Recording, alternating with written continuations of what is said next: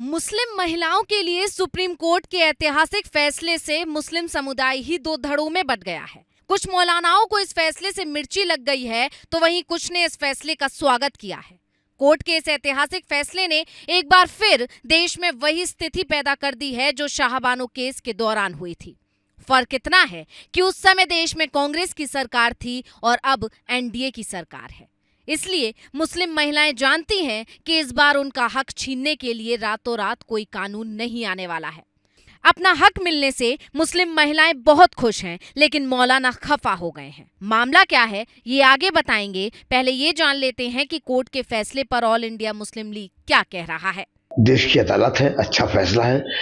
हम जो राष्ट्रहित में हो, हम उस फैसले का सम्मान करते हैं और इसके अंदर औरत जो है वो सुरक्षित होगी, महिला सुरक्षित होगी और महिलाओं को उनका हक मिलेगा। वाज़ेह तौर पर एक इंसानी जिंदगी के लिए ये हिदायत पेश की हैं और मुझे लगता है कि सुप्रीम कोर्ट को इस अपने फैसले पर नजरसानी करने की जरूरत है, रिव्यू करने की जरूरत है, ताकि जो मजहबी आज़ादी है वो कहीं ना कहीं मजरू ना हो और मजहब इस्लाम की जो खूबसूरती है वो बाकी रहे।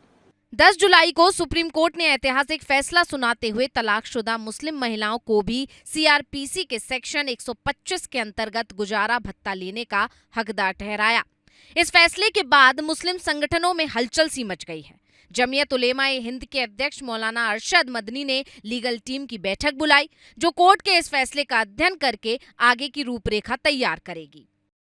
इसके अलावा भी कई मुस्लिम मौलवी और संगठनों से जुड़े लोगों ने इस पर अपनी राय जाहिर की है। कुछ का कहना है कि कोर्ट का ये फैसला शरिया कानून में दखल है और मर्दों के साथ नाइंसाफी है। अब दावा किया जा रहा है कि जमीयत उलेमा ए हिंद रिव्यू पिटीशन डाल सकती है। वहीं सुप्रीम कोर्ट की इस टिप्पणी पर all India Muslim personal law board के संस्थापक सदस्य मोहम्मद सुलेमान ने तो महिलाओं को शरीयत कानून के फायदे ही गिना दिए। उन्होंने कहा ये एक अप्राकृतिक तरीका है को इस्लामी शरीयत इस्लामी कानून के तहत फैसला चाहती हैं, वो दारुल कज़ा के जरिए उस फैसले पर पहुँचें, ये उनके लिए बेहतर है।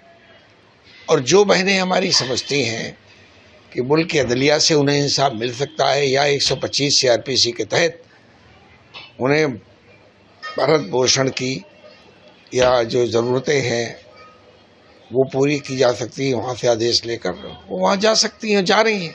वहीं झारखंड के शहर के काजी मौलाना मोहम्मद मसूद फरीदी ने फैसले पर प्रतिक्रिया देते हुए कहा कि तलाक के बाद मेंटेनेंस का कोई मसला ही नहीं बनता है।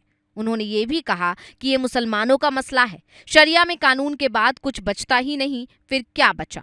अब ऐसे पहले वाली को देता रहेगा तो दूसरी बीवी को कहां से देगा? वहीं कोलकाता की नाखोड़ा मस्जिद के इमाम मौलाना शफीक कासमी ने कहा कि गुजारा भत्ता इस्लामी शरिया के खिलाफ है। उन्होंने इस फैसले को मर्दों के साथ नाइंसाफी बताया और ये भी कहा कि सुप्रीम कोर्ट के आगे कुछ हो नहीं सकता, लेकिन अपनी राय तो रख ही सकते हैं। अलबत्ता ये जो मेंटेनेंस का जुमला जो है कि वो अपने शौहर से जब तक के वो दूसरी शादी न कर ले या जब तक वो हयात से है, जब तक मर न जाए, शौहर से मेंटेनेंस लेना, ये इस्लामिक शरिया के खिलाफ है। ये इस्लाम में ऐसा सिस्टम नहीं है।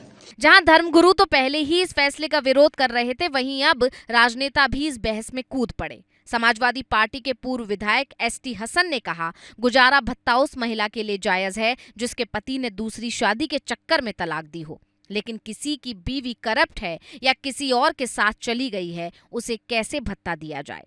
वहीं बीजेपी ने कांग्रेस को घेर लिया। पार्टी ने विवादास्पद शाहबानो मामले का हवाला दिया और कहा कि राजीव गांधी सरकार ने संविधान के ऊपर शरिया को प्राथमिकता दी थी।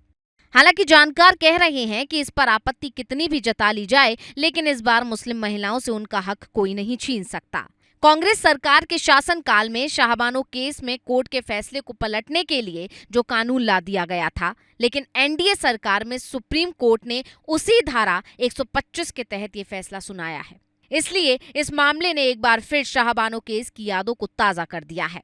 दरअसल शाहबानो मामले में सुप्रीम कोर्ट ने 1985 में दिए फैसले में कहा था कि सीआरपीसी की धारा 125 में मुस्लिम महिला भी पति से भरण पोषण पाने के अधिकारी हैं। सुप्रीम कोर्ट के इस फैसले का मुस्लिम समुदाय ने कड़ा विरोध किया था। इसके बाद 1986 में तत्कालीन राजीव गांधी की सरकार ने मुस्लिम तलाकशुदा महिला के भरण पोषण के लिए नया कानून लाकर सुप्रीम कोर्ट का फैसला ही पलट दिया था। और पति से गुजारा भत्ता पाने की अवधि इद्दत अवधि तक सीमित कर दी गई थी। Bureau report, global Bharat TV.